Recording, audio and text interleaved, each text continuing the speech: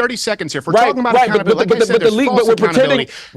So are you against catch and release? That framing suggests that the money is going for the behavior. Are you against the discount under $1,000 or less where a shopkeeper has to close down because of the name of systemic restorative justice? Are you against cash and release? Steven Crowder completely destroys woke leftist Marc Lamont Hill for his delusional racist lies on Piers Morgan uncensored in this explosive debate, as Steven Crowder shuts down Marc Lamont Hill as he makes excuses for why people are defending the recent stabbing by Carmelo Anthony, which is fueling racial tensions in America. Let's get in. Agree that, yeah, we really find ourselves at a weird point in this country when a bunch of people are giving to a lady who yells the N-word at a 5-year-old, and a bunch of people are giving to someone who is famous for no other reason than allegedly stabbing an innocent person.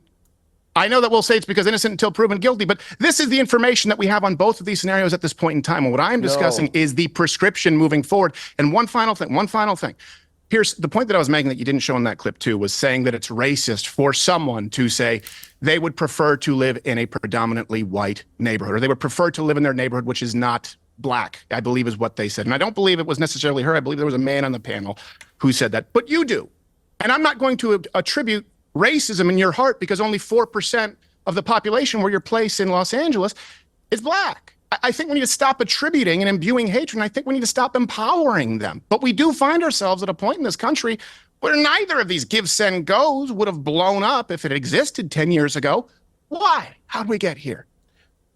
I actually, well, Mark, I'll get you to respond. I have to say, in a way, completely different scenario, but how we got here, I think the same blame can be attached to how we got here to what is going on with the reaction to Joe Biden's health news. I made a point last night on X when that story broke. I was staggered by the instantaneous mockery, abuse, glee, ecstasy, desire for him to die that poured out in response to my tweet revealing this news about him having aggressive advanced stage 4 prostate cancer metastasizing to his bones, which is clearly an incredibly serious situation for a man of his age. And I just made the point, the guy's served his country for 50 years, whatever you think of it, this is the moment just to wish him well, isn't it? The answer was no, and has carried on being no for the next 24 hours in the most stunningly abusive, horrific, ghastly manner, totally inhumane to me. And I think the common theme, Stephen, of the two things is social media. Social media has, I think, inflamed social and racial tensions to a point where people just don't think the normal rules of society apply. They can be as disgusting and inhumane and racist and sexist and whatever they want to be as they like, with no accountability in almost every case.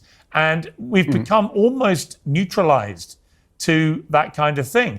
And part of the problem is that when people like you and me, and Mark, I'm sure, launch staunch defenses of the right to free speech, the wrong ears take it as the right to be openly racist and all these other things with no accountability. They misunderstand what free speech actually entails. It doesn't mean you're never going to be held accountable for what you say. When Shiloh Hendricks said that she said the N-word, whatever, this was her right to free speech. Yeah, but everybody else has a right to hold you accountable for it. And it's the second part of that equation, which is, I think, important. So, Stephen, your response to my thesis. Yeah.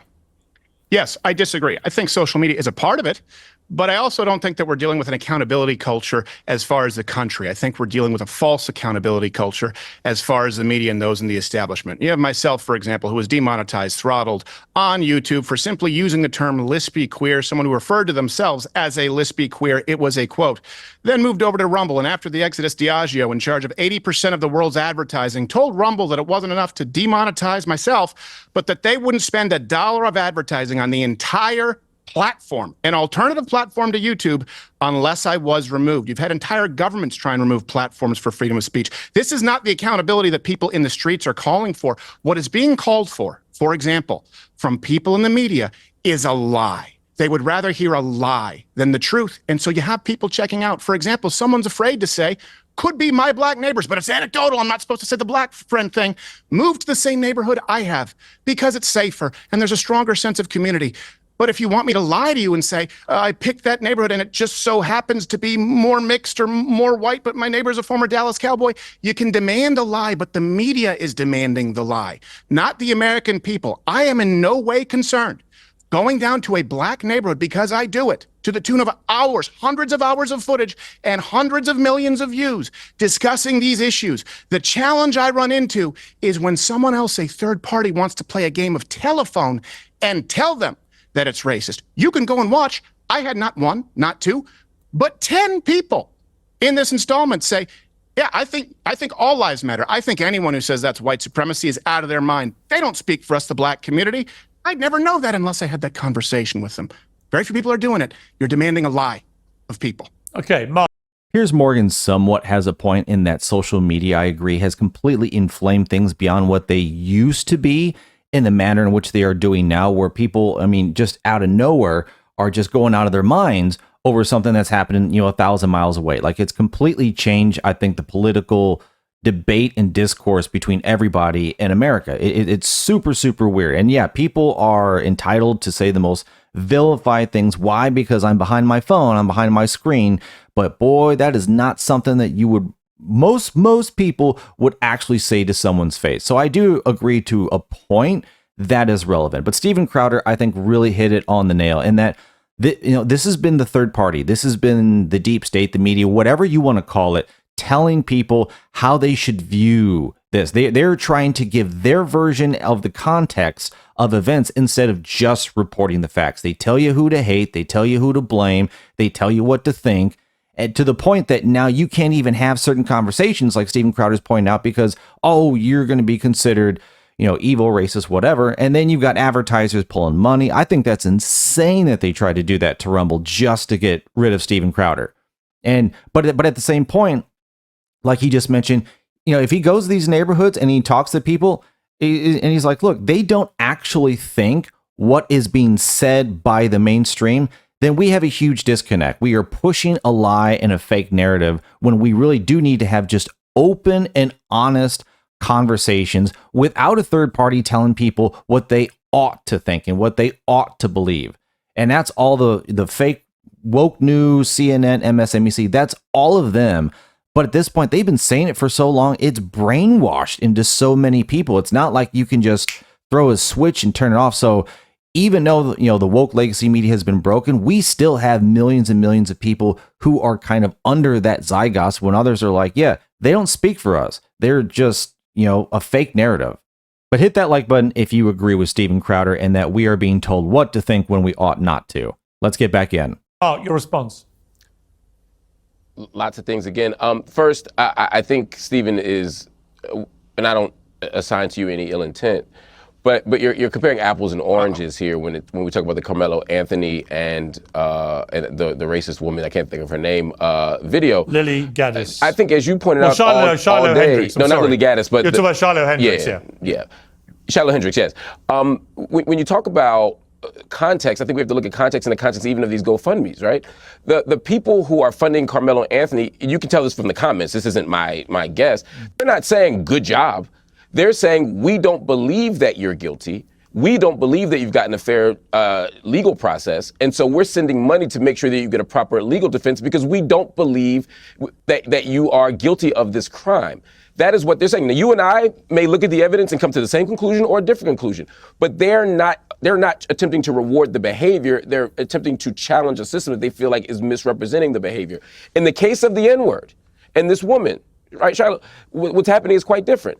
They're not saying, hey, we feel like she's taken such a loss from her free exercise of free speech that we want to reimburse her for that.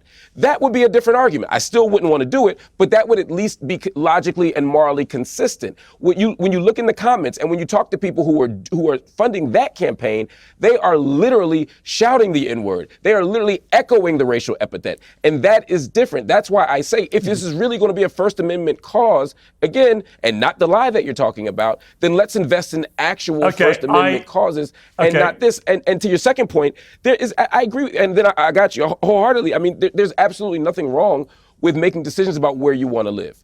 But there's a huge difference between saying, I want to live in a statistically safe neighborhood, or I want to live in a historically safe neighborhood, and I don't want to live around black people under any circumstances. And again, the latter is what came out in our conversation on the show the last time. And we're melding those two things as if they are the same, and then acting as if there's just no room for a white person or a black person, for that matter, to exercise any radical honesty about where they want to live. I ain't met a person yet that doesn't want to live in a safe neighborhood. I want to live in a safe neighborhood. I also want to live around black people.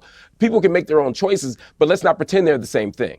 Okay, we've got to end it there. Yeah. I would say, in answer to your question, Stephen, I would say in both the GoFundMe cases, I think it's wrong. I think the stabbing is worse than a word. I think the intentions on both sides are actually malevolent and wrong. They're not doing it out of any great sense of social justice or anything. They're doing it because they're taking a side based on skin color in both those stories, I think. So I think murder is worse than yelling. Yeah, listen. I think.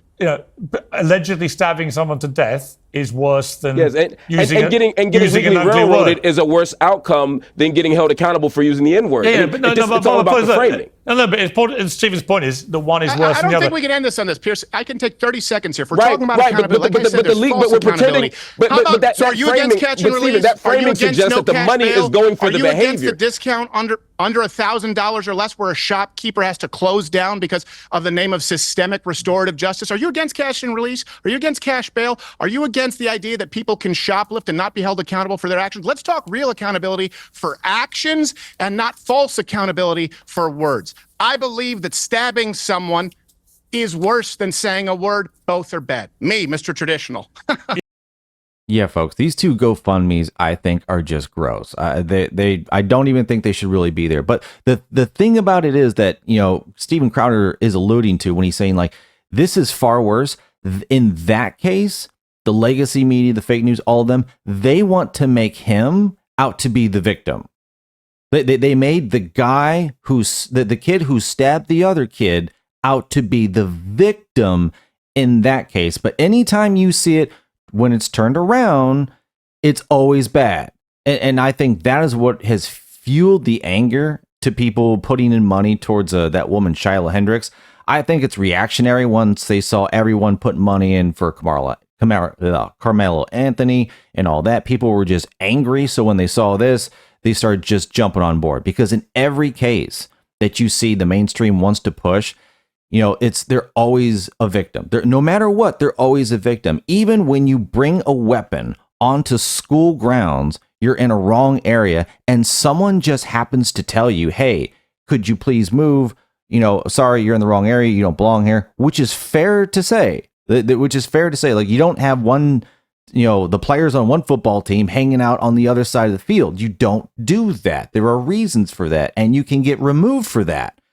So, and to stab that person and just the outpouring, I think, that everyone saw for that, I don't believe for 1 second that anyone can honestly look at that and say, oh, there's a mischaracterization of justice for what he did. Absolutely not. I think people just don't want him to go to jail. I think that's it. They just don't want a consequence for what he did. I think that's what it really comes down to. That's my opinion, because it's so blatant. It's so blatant that either you're in support of it or you just don't care that he did it at all. Like one or the other, but there's no care for the victim. And people going over to this, crazy woman, Shyla Hendricks, is just reactionary. People are pissed. People are angry. People are tired of seeing this stuff. And people are, for better or worse, starting to be loud about it. But yeah, it's definitely not fueling anything for the betterment of Americans. But Marc Lamont Hill trying to push that as, what's really going on, I'm not buying that at all. Not one bit, folks. But let me know your thoughts down below in the comments and what you thought about what Steven Crowder had to say, absolutely destroying Marc Lamont Hill's woke delusional world in this clip from Piers Morgan Uncensored. Thanks for watching. Like and subscribe, and I will see you on the next one.